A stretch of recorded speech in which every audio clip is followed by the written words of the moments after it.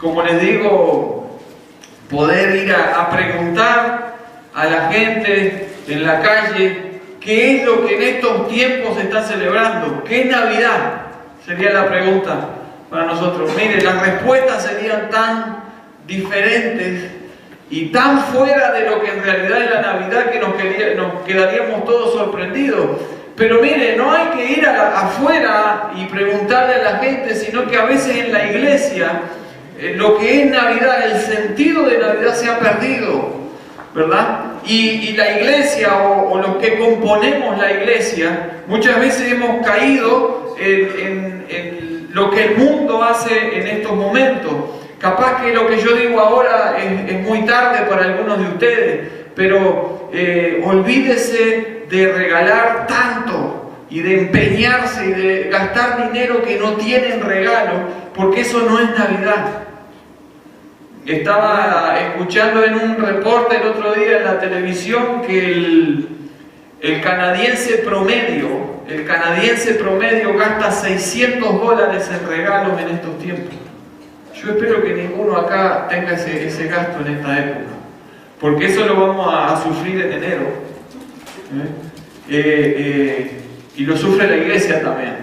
Pero imagínense el canadiense que no es promedio, el que ya gasta más. ¿Cuánto puede gastar en Navidad? Pero eso no es Navidad. Tendríamos que preguntar a la Biblia qué es Navidad. Y tendríamos que preguntarle a aquellas personas que estuvieron en la primera Navidad. ¿Qué significa Navidad? Y yo quiero que preguntemos eso a algunos de los personajes que estuvieron en aquella época, 2000 años atrás, en el nacimiento de Jesucristo. Y los primeros que estuvieron ahí, por supuesto, fueron José y María. Ellos fueron los primeros que sufrieron este tiempo. ¿Y por qué digo sufrieron? Porque, como ustedes saben, José y María no fue una pareja muy normal, que digamos. Porque José y María estaban comprometidos. Y en aquella época compromiso era el paso antes a casamiento. Hoy los pasos se dan todos al revés. Pero en aquella época y bíblicamente, ¿verdad? La pareja se comprometía, se les llamaban desposados. Entonces cuando la pareja se desposaba, toda la comunidad sabía que esa pareja prácticamente estaban casados, pero no estaban todavía casados. Pero muchas cosas las tenían que hacer juntos por causa de ese compromiso. Entonces la pareja, en este caso de José y María, tuvieron que viajar a Belén porque eran descendientes de David. Entonces tenían que ir hasta allá para empadronarse, ¿verdad? Ahora, ¿cuándo se cumplía el casamiento? Con una fiesta de casamiento y se consumaba con el acto sexual. Pero a lo que voy es que esta pareja no era rara por eso. Ellos estaban cumpliendo con los preceptos divinos de toda pareja para que quiera agradar a Dios, ¿verdad? Pero lo raro de todo esto es que María un día recibe la visita de un ángel, y estamos hablando de una muchacha que quizás 15, 16 años. ¿Y quién tiene 15 o 16 acá? No, de que están en Canadá. Pero 15 o 16 años y de repente la visita un ángel y le dice: te vas a quedar embarazada. Y no solo eso, vas a quedar embarazada del Espíritu Santo. Y el ser que vas a tener en el vientre será llamado Santo. Imagínese en esa época, a esa edad, recibir esa visita, que no es muy común, la visita de un ángel, y que te dé toda esa información. Y María lo único que dice: pero si yo no estuve con mi novio, nunca somos novios, no somos casados, eso sería imposible. El Espíritu Santo vendrá sobre ti y el Santo eso es una lluvia de información. Y María queda así. Y lo peor es que José se entera del embarazo. Y usted imagínese a José, un hombre que la Biblia describe como un hombre sincero, un hombre bueno, y de repente se entera de que la novia está embarazada y él sabe que él no fue. ¿Y qué hace José? Como nos contaba la obra, José dice que secretamente quiso abandonarla. Eso también fue un acto de ser un hombre en la época, porque si José no la abandonaba, María tenía que ir a morir apedreada. Entonces José, para no humillarla, dijo: desaparezco de la escena, quedo mal yo, como que la abandono embarazada y que ella haga su vida. Un buen hombre José, pero ese no era el plan de Dios. El ángel se le aparece a José en sueño y le dice: no te vayas, esto es obra de Dios. Ahora, por eso esta pareja no es una pareja común, es una pareja que está empezando a tener visitas extrañas que le están diciendo cosas muy profundas. Y en medio de todo eso tienen que viajar. Y lo peor es que en medio del viaje, que no era en un avión de primera, ¿cómo es los que han viajado en primera qué? Clase. ¿Cómo? Clase. Primera clase. Hay algunos que han viajado, primera clase, no era un viaje de primera clase ni en una van particular, no, eran burros, no había otra cosa. Imagínense las damas, una mujer embarazada viajando todo ese viaje en un burrito, y lo peor para cualquier pareja es que de repente María, acercándose a Belén, empieza: ¡ay! Me duele la barriga, algo me está doliendo, empiezan los dolores. Y José, que mira y lo único que ve: bueno, ya estamos cerca, hay que seguir. Y llegan a Belén. ¿Y qué sucede en Belén? No hay lugar en el mesón.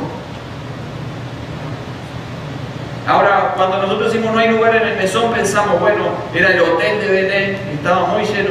No, hermano, en aquella época Donald Trump todavía no existía, no había hoteles de lujo, nada de eso. ¿Sabe lo que era el mesón? Era una casa grande donde normalmente la habitación más grande se ponían cosas en el suelo, las esteras y cosas en el suelo, y ahí se le daba para dormir a los viajantes que pasaban por el pueblo. Ni eso, ni siquiera un pedazo en el piso para que María se acostara un rato había. Así que el dueño del mesón dijo: bueno, tengo ustedes saben, le llamaban pesebre, tengo un pesebre, aunque sea, váyanse para el pesebre. Fíjese dónde todo preparó Dios para que la segunda persona de la Trinidad se hiciera hombre. En un pesebre. Pero quiero que le preguntemos a José y María qué significó para ellos la primera Navidad. Le fue avisado por visita angelical de que todo lo que iba a hacer, a suceder. Quiero leer un pasaje que ya leyeron en el capítulo 1, versículos 22 y 23 de Mateo. Dice: y darás a luz un hijo y llamará su nombre Jesús, porque él salvará al pueblo de sus pecados. Todo esto aconteció para que se cumpliese lo dicho por el Señor por medio del profeta, cuando dijo: he aquí, una virgen concebirá y dará a luz un hijo y llamará su nombre Emmanuel, que traducido es Dios con nosotros. Entonces, en este momento en que José y María están como padres experimentando todo el parto y que nace Jesucristo, la pregunta es: José, María, ¿qué significa todo esto? ¿Qué significa esta primer Navidad? Si pudiéramos trasladarnos en el tiempo y llevar nuestro micrófono y grabarle a José y a María un relato, una opinión, y decirle: José, María, ¿qué es todo esto para ustedes? Porque en el siglo XXI esto se ha deformado tanto que Navidad es sencillamente comer y regalarle algo lindo a alguien para que se quede contento, aunque sea esa noche, aunque después nos peleemos toda la vida. Pero José y María se quedarían asombrados de todo eso y dirían: no, Navidad para nosotros es algo muy diferente. Navidad es que desde el Edén se había mostrado que Dios quiere estar con su creación. Navidad significa que a pesar del hombre y del ser humano pecando y dirigiéndose siempre en el lado hacia el camino contrario a Dios, es que Dios continúa con esa gran idea de estar con el ser humano, y por eso ordena construir un tabernáculo en medio de su pueblo para manifestarse siempre en medio de su pueblo. Amén. Pero Navidad, a pesar de que el pueblo ha pecado, significa que Dios no ha abandonado esa idea. Y que prometió a través de los profetas que siempre quería estar en medio de su pueblo. Y que un día, ese ser que nos recordaba Mariano de las clases de los viernes, ese Dios que es infinito en tiempo y en espacio. Para los que no están los viernes, les rompemos la cabeza con eso. El Dios que no está sujeto a tiempo, siempre está. Está en el pasado, está en el presente y está en el futuro. No te tremendo eso. Ese Dios cumple con su palabra, irrumpe en la historia del ser humano, se hace hombre y se sujeta a tiempo y espacio y se cumplen las profecías. ¿Y cómo hay que llamarle? Emmanuel, Dios con nosotros. Por eso para José y María, Navidad no fue salir de compra. Para José y María, Navidad no fue hacer una buena cena y comer hasta reventar. Para José y María significó mucho más que eso, aunque asombrado, aunque quizás ellos decían, ¿y qué es todo esto? No entendemos. Sí significaba algo, que el Dios Todopoderoso nuevamente cumplió su palabra y vino a estar con nosotros. Navidad es Dios con nosotros. Pero no lo dejamos ahí, porque el Dios se hizo hombre y habitó con nosotros. Vino para morir en la cruz. Cumplió su propósito, ascendió, pero Dios no abandonó su idea y sigue estando con nosotros. Amén. Porque ahora todo el que acepta a Jesucristo, el Padre, el Hijo y el Espíritu Santo vienen a morar en su corazón. Sí, Señor. Y hoy podemos decir, Dios está con nosotros. Amén. Dios está aquí y ahora con nosotros, está en este lugar y en nuestros corazones. Así que eso es Navidad para José y María. ¿No les parece totalmente distinto? Sí, Señor. ¿No les parece totalmente distinto a lo que hoy celebramos en el mundo, lo que se hace y lo que no se hace? Dios está con nosotros. José y María quizás no hubieran contestado eso. Por lo menos yo así lo imaginé. Gracias por devolver lo que no es suyo, hermano. Se ve que el mensaje de Navidad te ha tocado. Hay una usada. Gracias. Tómate eso. Te lo mereces, hermano. Ahora,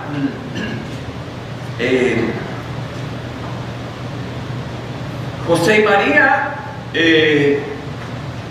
asombrados no solo de todo lo que pasó durante y antes del nacimiento, sino de que siguieron recibiendo visitas. Eso es normal, ¿verdad? Cuando una madre tiene un niño y nos enteramos, vamos, tratamos de visitarla. Creo que me pongo en el lugar de una madre que recién tuvo un niño y lo que menos quiere son visitas.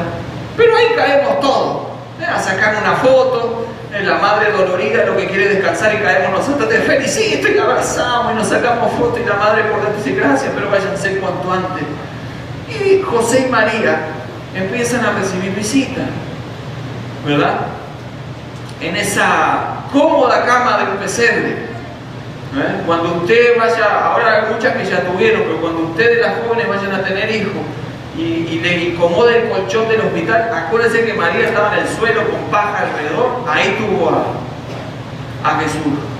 Y de repente reciben una visita a la cual nosotros hoy le tendríamos que preguntar, ¿qué es Navidad para ustedes? Y en el momento que termina el reportaje a José y María, aparecen unos hombres que no están muy bien vestidos, que están muy sorprendidos y que quieren encontrar a alguien. Y son sabios de Oriente. ¿Por qué digo no muy bien vestidos? Estoy hablando de personas que salieron desde muy lejos, que me imagino vendrían con sus ropas bastante polvorientas y desarregladas, porque ellos venían desde Babilonia y desde Babilonia a Belén. Si José y María de Nazaret a Belén no la pasaron bien, imagínense eso multiplicado por 10, un viaje muy largo Un viaje que está lleno de personas, de bandas criminales que robaban a los que pasaban por esos caminos. Un viaje que demoraba mucho tiempo, días en hacerse, al sol y en la noche. Y lo que a mí me sorprende mucho de estos sabios de Oriente, algunos, ¿verdad? Ahí hay otra deformación, porque normalmente le dicen los Reyes Magos, ¿no? Y ya vimos que aparecieron 3. Bueno, eso es lo que normalmente se piensa. Y aparecen de visita. Y empiezan, me imagino que empiezan a contar por qué están ahí. Y estos hombres abandonan su tierra, abandonan todo lo que allí están haciendo, abandonan el lugar donde han vivido y donde se sienten bien, y empiezan un largo viaje a buscar a alguien que la profecía hablaba y que se enteraron por los judíos que hace muchos años vivieron en ese lugar y que hablaban del Mesías que iba a venir. Fíjese eso. Es decir, había una posibilidad de encontrar al rey de los judíos.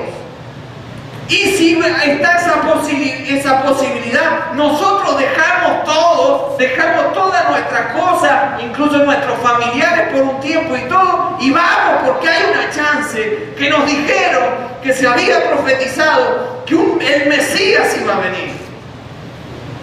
Y si el Mesías está entre nosotros, si el rey de los judíos es verdad que está entre nosotros, entonces hay que salir a adorar. Entonces cuando le pongo el micrófono vamos a hacerle caso a la obra, los 3 sabios de Oriente, y no digo los nombres porque es otra cosa loca, ¿verdad? No sabemos cómo se llama. Pero si nosotros le ponemos el micrófono a estos sabios de Oriente y leemos que dice que cuando Jesús nació en Belén de Judea, en días del rey Herodes, vinieron del Oriente a Jerusalén unos magos, o la traducción sería sabios de Oriente, diciendo, ¿dónde está? Miren lo que salieron a buscar. ¿Dónde está el rey de los judíos que ha nacido? Miren qué convicción. Con solo escuchar las profecías que se hablaban a través de los israelitas en Mesopotamia. Porque su estrella hemos visto en el Oriente y venimos a adorarle. Entonces lo que nos dice el pasaje es que estos hombres escucharon y creyeron en la profecía. Salieron a adorarle y a adorarle llegaron. Y vinieron prontos para adorar al rey de los judíos. ¿Qué significa entonces, señores magos de Oriente, la Navidad para ustedes? ¿Qué significado tiene que ustedes hicieron tremendo viaje, recorrer un camino peligroso, separarse de todo, abandonar todo, prepararse y adorarle? ¿Qué significa Navidad según los magos de Oriente? Y seguramente ellos dirían, Navidad es adorar al Rey. Navidad para nosotros es salir de allá de Oriente para adorar, y adorar hemos llegado porque vamos a adorar al Rey. Y yo quiero decirles algo, Navidad es adorar y adorar es dar. Porque esto, y no estoy hablando de los regalitos que trajeron los magos de Oriente, porque esos representaban a quién venían a adorar, como muy bien lo hicieron en la obra. Cuando digo que adorar es dar, es porque justamente la definición de adoración es darse. Adorar no es solo cantar, adorar es darse entero. Por eso Romanos capítulo 12, versículo 1 y 2 nos dice a grandes rasgos que nos presentemos nosotros como sacrificio vivo, puro, agradable, santo, que es nuestra adoración racional, y eso es lo que le agrada a Dios. Es decir, que entonces Navidad no significa andar enloqueciéndose comprando cosas, sino que significa un tiempo de reconocer que el Dios de infinito y todopoderoso decidió un día hacerse hombre, habitar entre nosotros y dar, porque de tal manera amó Dios al mundo que dio. Amén. Dios dio. Y si nosotros estamos celebrando Navidad, quiero decirle algo y entiéndame, iglesia, es tiempo de dar. Y sabe que lo venía hablando hoy con algún hermano, lo hablé en mi casa hace unos días, y a veces parece que la iglesia le cuesta mucho venir a congregarse o venir a participar de algún servicio, como que hay cosas que nos sirven mucho de excusa y empezamos, no, que viene el frío. Y estamos en Canadá, hermano. Te hubieras ido a vivir a Centroamérica y no hace frío. Pero estamos en Canadá, gracias a Dios que estamos en Canadá. O la tormenta, y entonces como que parece que hay cositas, ¿verdad? El hermano José me decía, me duele la rodilla, pero vine, porque yo le decía al hermano, claro, en la casa la rodilla no se va a sanar. Si Dios te va a sanar, puede ser hoy el momento de tiempo que estamos congregados. Por eso, el adorador, iglesia, el adorador recorre su camino. El adorador no le importa el camino que haya que recorrer, sale para adorar y adora. El adorador pasa por encima de problemas y dificultades personales, las deja de lado y va a adorar y a adorar llega. El adorador pone primero al Rey de Reyes y al Señor de Señores y todo lo otro queda de lado porque sabe que si el Rey ha nacido es mejor ir a adorarlo que cualquier otra cosa. El adorador no le importa nada y sale a adorar. Y cuando adora, se da por entero, se entrega por entero. Y eso es adoración. Amén. Y si hoy estamos recordando y empezando a celebrar Navidad, quizás sea el momento de renovar tu compromiso con el Rey de Reyes y Señor de Señores y entregarte por entero. Sí, Señor. Navidad para los magos de Oriente es adorar. Y adorar es entregarse. Pero quiero preguntarle a otra visita que acaba de llegar. Y son otros que vienen peor vestidos.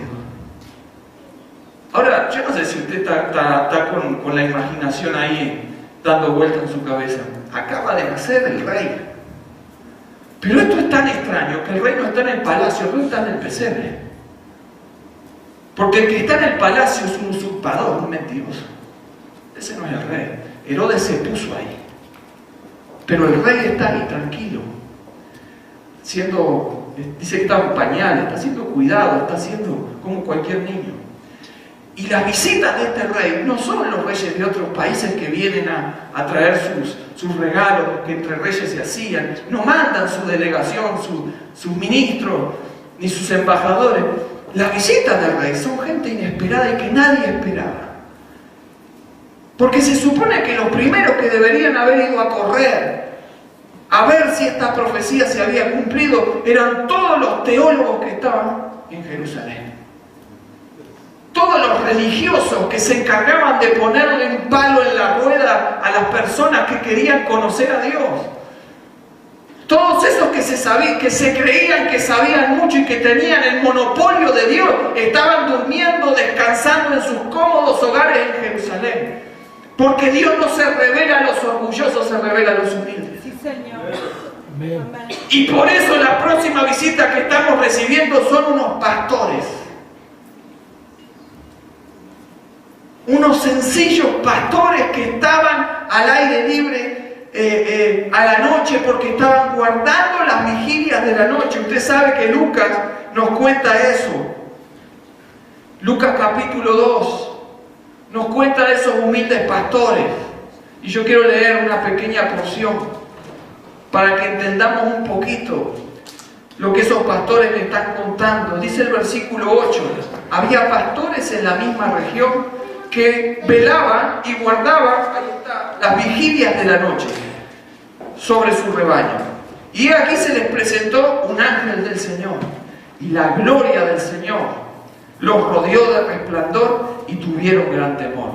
Bueno, esto es lo que normalmente sucede cuando hay una visitación celestial, ¿no? Hoy por hoy hay gente que los visitan ángeles, hasta Dios los ha visitado y siguen tan campantes. Pero cuando una persona es normal y tiene una visitación del cielo, hay temor de Dios, hay respeto por las cosas de Dios. Pero el ángel les dijo: no temáis, porque aquí os doy nuevas de gran gozo, que será para todo el pueblo, que os ha nacido hoy en la ciudad de David un Salvador, que es Cristo el Señor. Señor. Esto servirá de señal. Hallaréis al niño envuelto en pañales, acostado en un pesebre, y repentinamente apareció con el ángel una multitud de huestes celestiales que alababan a Dios y decían: gloria a Dios en las alturas y en la tierra, buena voluntad para con los hombres. Imagínense, pastores humildes, recibiendo el rocío de la noche a la intemperie, cuidando su pequeño rebaño, que la fiera, los lobos no se lo comieran, que algún ladrón no viniera y se quisiera llevar alguna de esas ovejas. Imagínense que en una noche como cualquier otra, que quizás lo único que estaban pensando es, bueno, un día más de trabajo, o como nosotros a veces decimos en el trabajo, un día más para la jubilación, ¿no? Estamos pensando, estamos acumulando para la jubilación, sin nada que esperar, simplemente haciendo su humilde trabajo, gente que hacía los trabajos más humildes de la sociedad. Nadie los tenía en cuenta, estaban en el campo, recibiendo a la noche y cuidando a sus ovejas en la noche, y de repente, ¡puf!, un ángel se le aparece. Y tuvieron temor a que no tengan miedo, ¿sabe qué les vengo a traer noticias? Miren qué notición le vengo a traer. Ha nacido hoy en la ciudad de David un Salvador, que es Cristo el Señor. Miren lo que dice el ángel. Y aquellos hombres quedaron quizás muy asombrados, no solo de la noticia, sino que la noticia se les diera a ellos. ¿Quiénes eran ellos para recibir tremenda noticia del cielo? Si alguien le preguntara, ¿quién irá a recibir la noticia del nacimiento de Jesús? Y seguramente el sumo sacerdote recibirá una revelación, o alguno de los sacerdotes a ir al templo, quizás cuando estén ofreciendo sacrificio, les dirán: ha nacido el Salvador. Pero ¿sabe quién recibió la noticia? Unos pastores que estaban trabajando en la noche.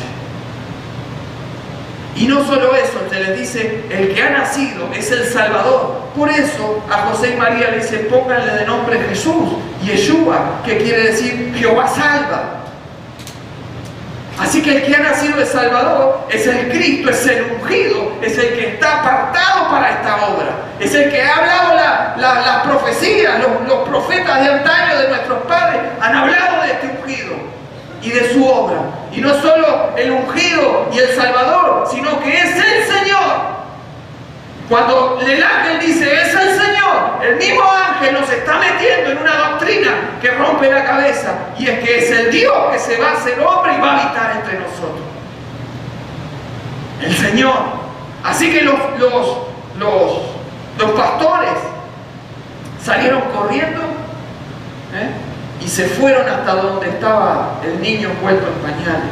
Imagínense esta visita, esta llegada, y ahí quizás iban saliendo uno y entraban otros, y cada noticia que venía era cada vez más loca, y de repente aparece el pastor: ¿y ustedes qué quieren? No hay lugar ni en el mesón ni en el pesebre, estamos nosotros, así que si precisan comida para las ovejas, acá no hay nada, váyanse. No, venimos con... Nos ha dicho un ángel lo que acaba de suceder. ¿Y saben lo que nos dijo el ángel? Que este niño que está envuelto en pañales es el Salvador. José y María quizás dijeron: bueno, algo de eso ya sabemos, porque a nosotros se nos dijo que le pusiéramos Jesús. Sí, pero no solamente es el Cristo. ¡Wow! Y usted mira un niño, todo esto. Y no solo eso, ¿qué más? Es el Señor. Y así como quedaron en silencio ustedes, me imagino que quedó José y María escuchando eso y mirándose. ¿Qué es todo esto?